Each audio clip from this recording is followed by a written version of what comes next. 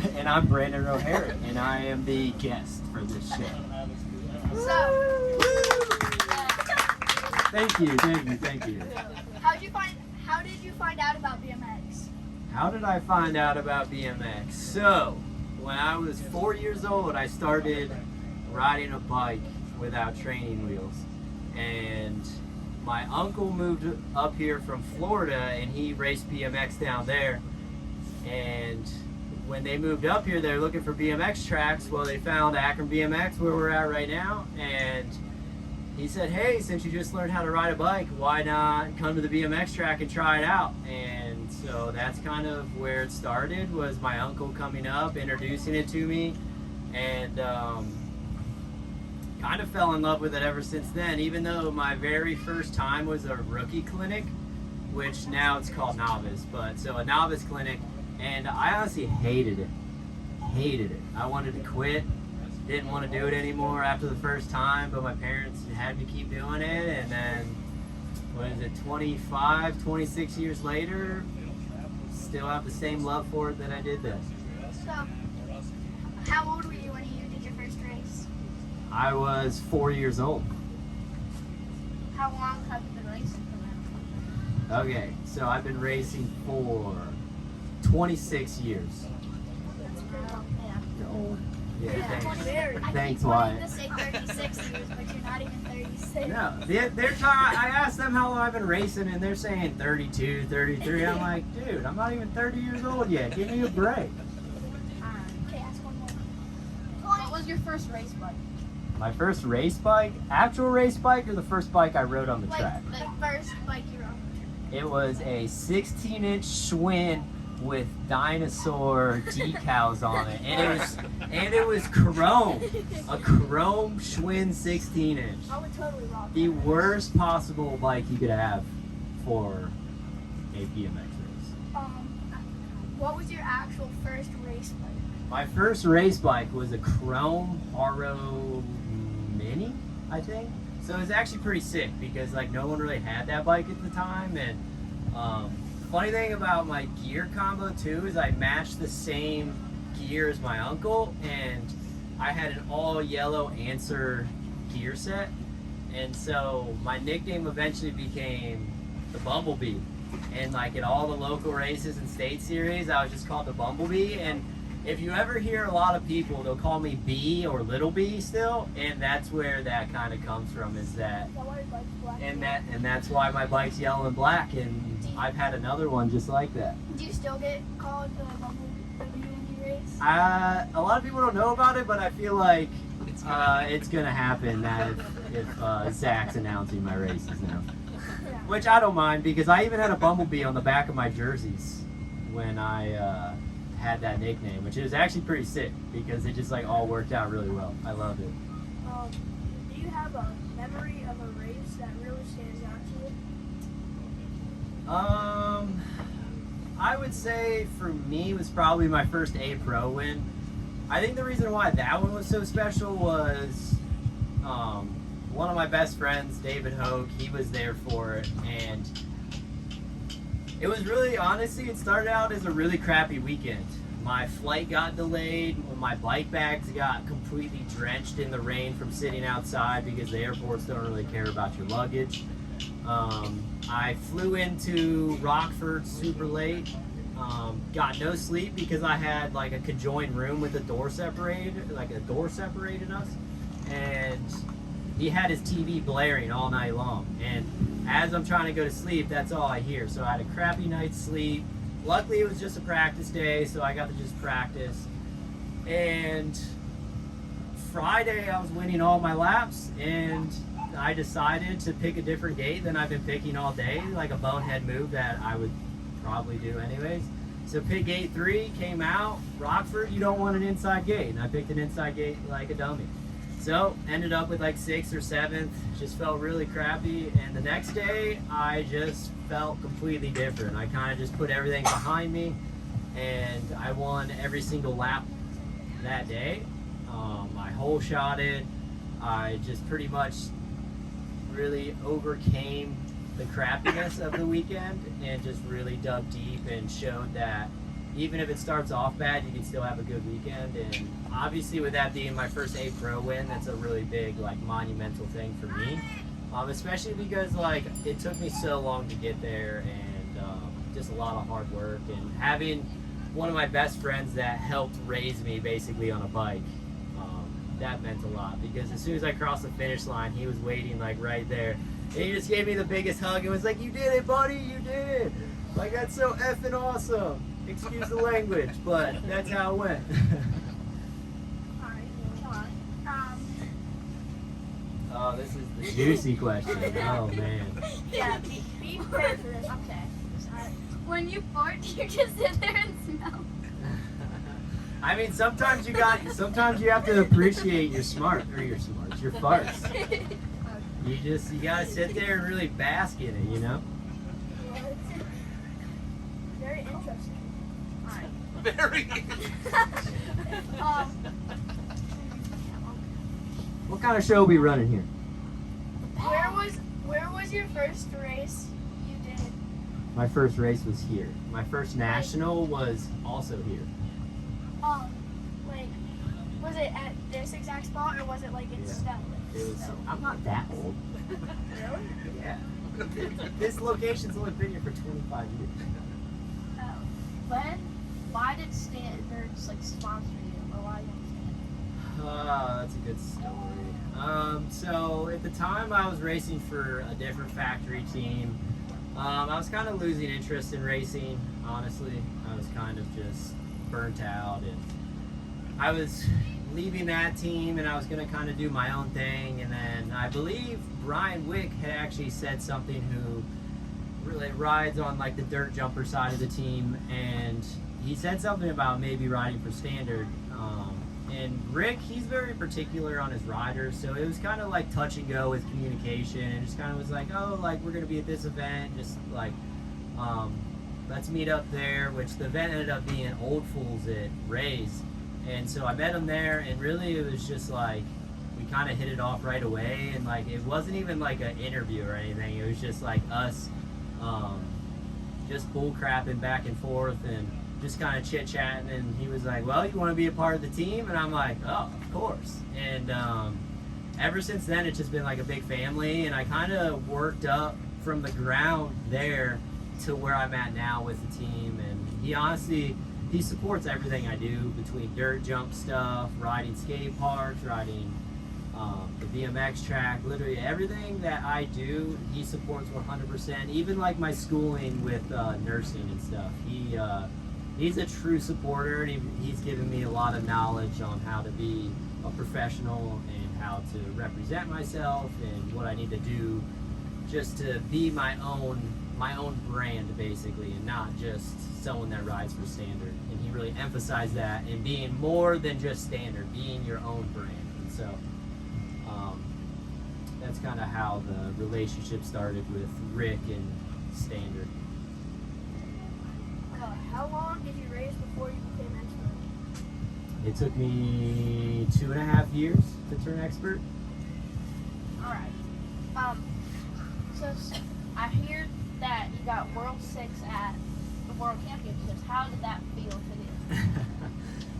So that whole situation with the Worlds, I decided around February, right before the Worlds qualifiers, that's going to be my goal for this year.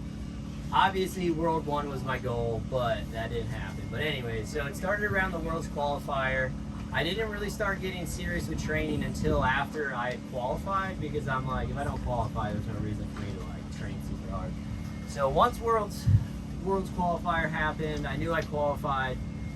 I really just focused in and really dialed in my training, my diet, my sleep, everything that I could have possibly done, I did. I was going to Rock Hill for 3 to 4 days every single week, probably 6 weeks leading into Grands. I probably never felt that good for a BMX race, honestly, like out of my whole career. Like, that's probably the best I've ever felt. Going into the race weekend, I was really confident. All of my hill times, first straight times, were all competitive with Barry, Jeff, all the top dogs in the class.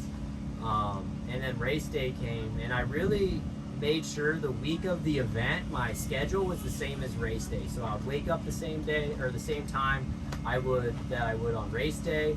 I would do sprints, like I would be warming up for the race day, and then I would do a full hard set of sprints when I would be racing during that time. So at noon, I was doing hard sprints just to mimic and train my body to perform at that time when I needed it to. So race day came, felt super confident. All my laps were going great. I had relatively stacked motos. I started out with a second, first, second.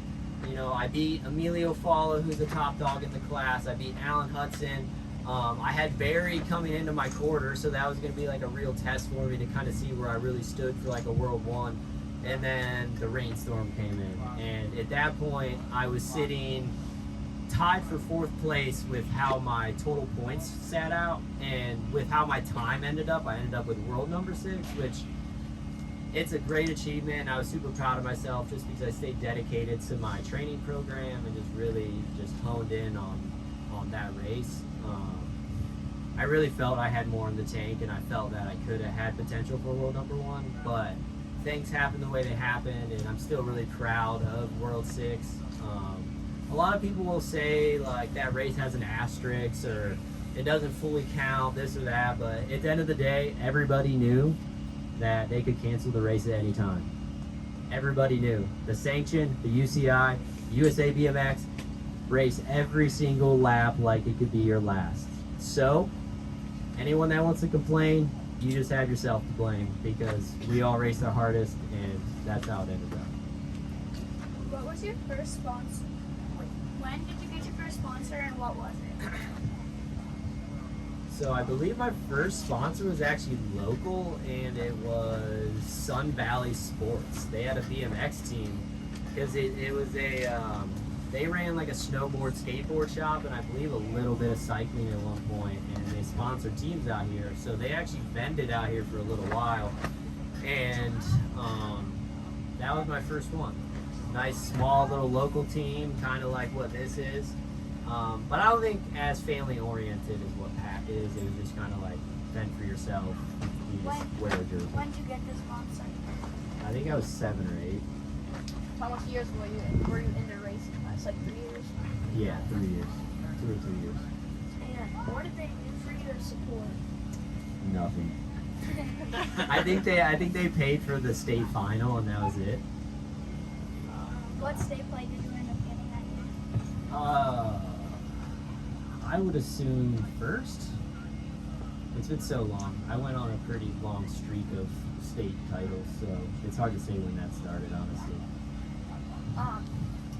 So I heard all 3 of you guys, besides me, went to the dual slalom last weekend. How did you guys all finish then? Well, I did my qualifying the first day and felt pretty good. And I had a bye for my first round, so I didn't. Explain a bye. That's like, I had the top 4 times, so I didn't race my first round.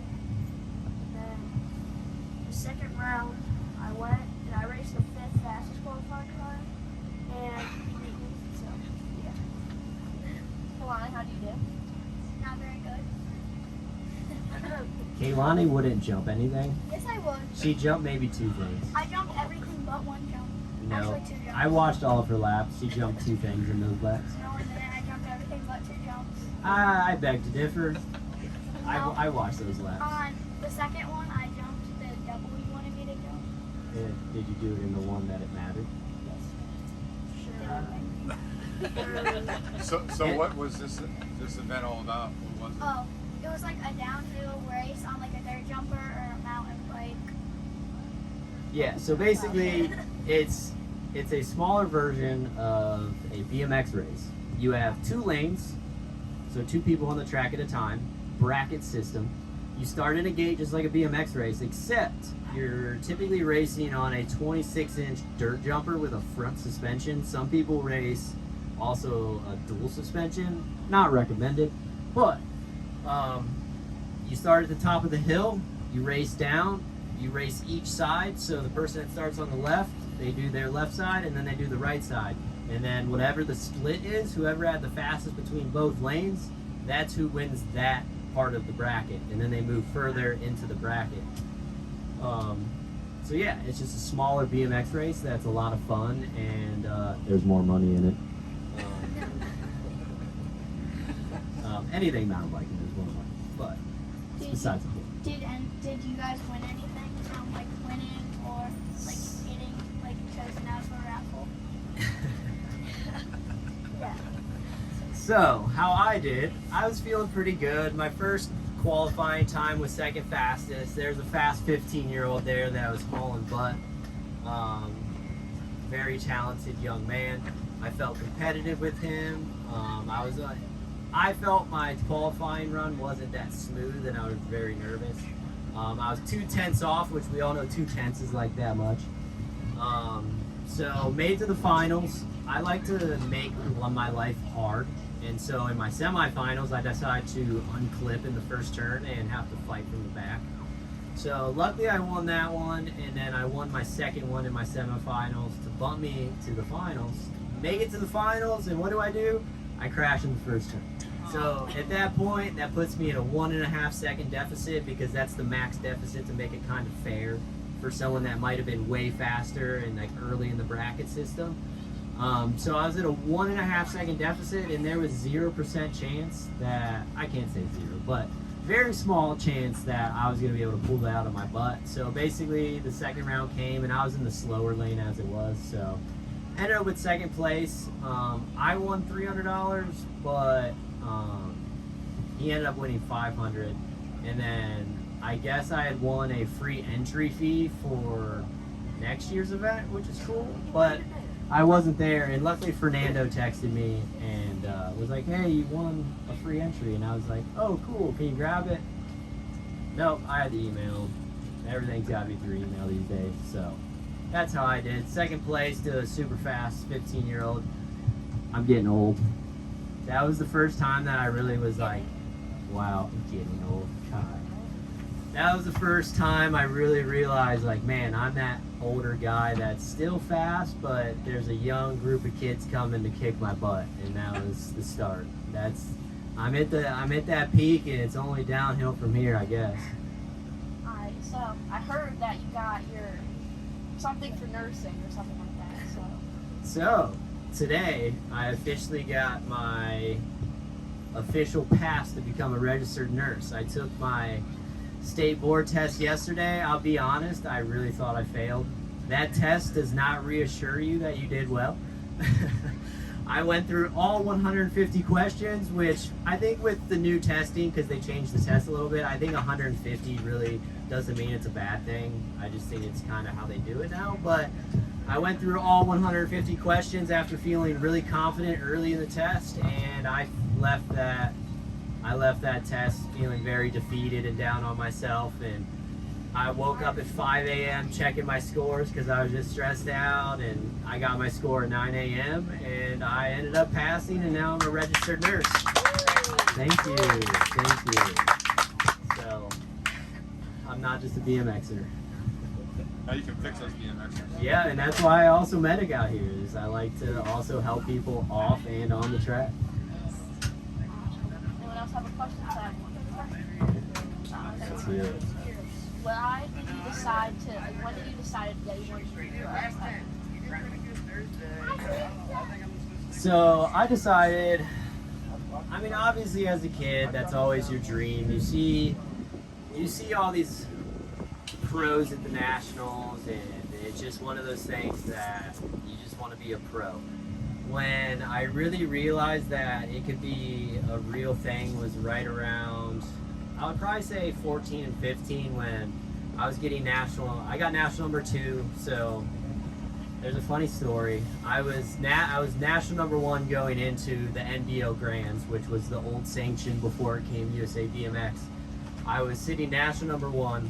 I had a 60-point lead, and the way the points were in the old NBL system, all I had to do was finish 6th place. Well, my dad decided not to change my chain before this specific race, which I've been running a hollow pin chain the whole entire year, which, if anyone knows, hollow pin chains are not the strongest after a lot of use. Well, my dad decided not to change it, and I snapped my chain right out of the gate. As we all know, there's 8 people in the gate. That put me in 8th place, and I I lost national number 1 by a chain link.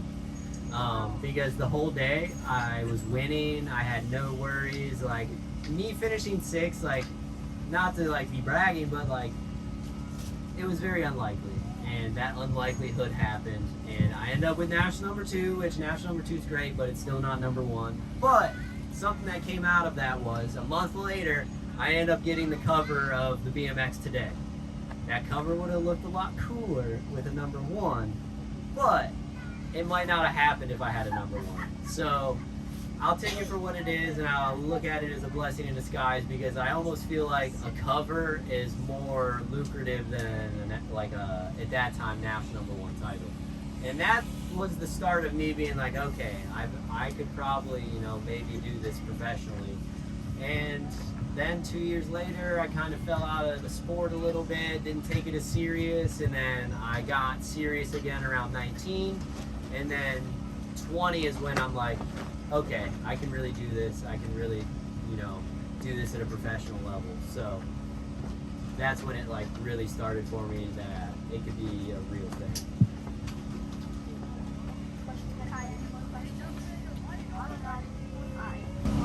All right, So we bike want to do a check. bike check. All right. So we have the standard 125R with standard forks, handlebars, and I do not run anything special on this bike besides a dented chainstay right here to fit a bigger sprocket, just to give me that little bit of extra clearance, a little bit of extra room in case like put too much power into those pedals or something. You don't want to be hitting the frame. The paint job is so standard. They used to do this camo fade paint job, whatever you want to call it. They used to do it back in the day, and for the longest time I had been trying to get Rick to do it, and finally he started doing it again, and this was like a nice homage to my nickname, the Bumblebee. So this is the Bumblebee V2 because I had a yellow and black standard before. And then we got the cheetah print seat. So this came from me and Paul Thorne. He thought it'd be a funny joke to put the cheetah seat on one of my bikes. Well, it really wasn't a joke because I was like, that's actually kind of cool. So now it's just a permanent staple of my bike is to have the cheetah seat. And what's funny is I get more compliments on that seat than I do of this bike. Like, the bike's so cool, and I get complimented on my seat. Like, come on. I like your seat, baby. And the seat is, it is kind of cool. I'm not Is it gonna lie. soft? I like the bike a lot. So then we got HT X2SX. So I like to run my clips super tight, and these things I can barely get into. Then we got Shimano DXRs, and then a Hawk bottom bracket. Anyone that's not running a Hawk bottom bracket, you're losing time out there on the track. You need to get on a Hawk bottom bracket, and I'm not endorsing that because they do not sponsor me, but I just highly recommend Hawk bottom brackets. Wyatt can also attest because that's what's on his bike. We got some Shimano Dior brakes with the Shimano DXR brakes, and then a profile stem with a Renin 45 tooth gear and a 16 tooth rear cog. We're running a harder gear right now because this was my World's gear, and honestly I just haven't switched it back because I felt really good on this gear. Honestly don't know the chain. We'll say Shadow Half Link because I'm supposed to. Then we have Onyx front and rear hubs with some JW chain tensioners. Probably the best chain tensioners in my opinion, also not endorsed anymore, so that's just a recommendation from me. And I think that's really about it on there. It's just a well-oiled machine, well-oiled by Paul Thorne Bike Shop, the best bike mechanic in the world. No one can disagree with that. He does work on my bike. And I can't. yeah, he does everybody on Wicked. And then we got the world number 6 plate. And one thing I'm very proud of in my career for sure is a world plate. You know, as a kid, that's something I always wanted to do. And, you know, it didn't happen as an elite, but it at least happened as a masters, which I'll take it for what it is and be super grateful for that. Because a lot of people can't say they got a world plate. So very stoked for that. Yep. Alright. Well, anyone else have questions, guys? One more. We got any outside questions? Anyone else? Outside questions. The outside questions from Anybody? the audience. Do you have a question for Brandon O'Hara? Your favorite track of all time? My favorite track of all time.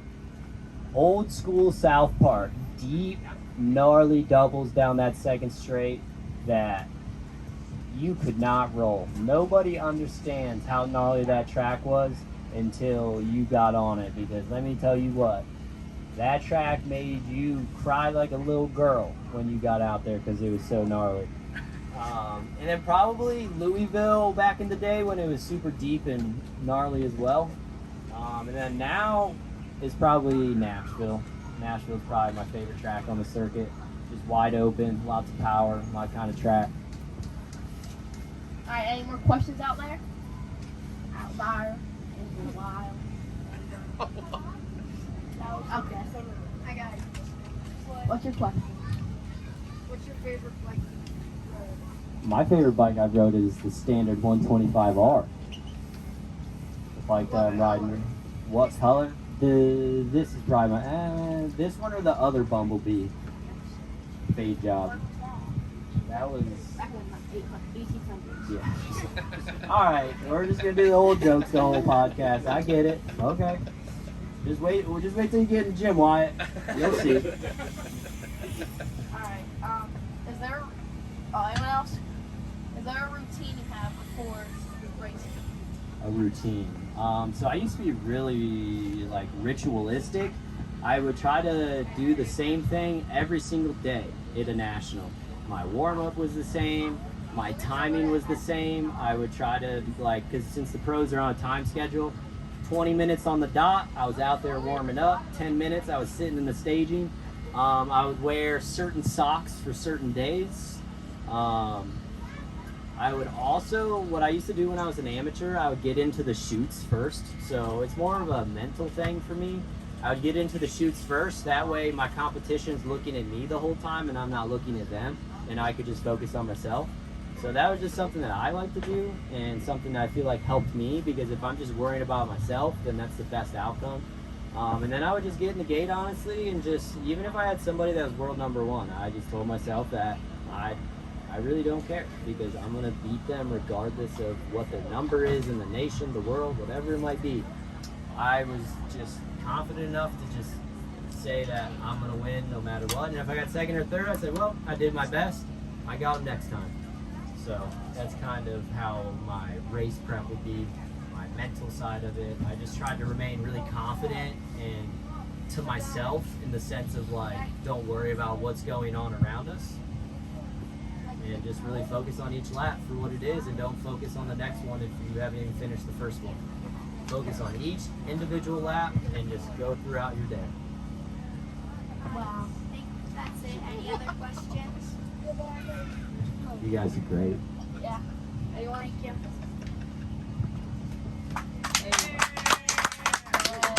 Thank you for coming out. Make sure you subscribe and like. We'll see you next time. Goodbye. Subscribe. Subscribe. Yeah, too. Bye. That was fantastic. Adios. See you next time.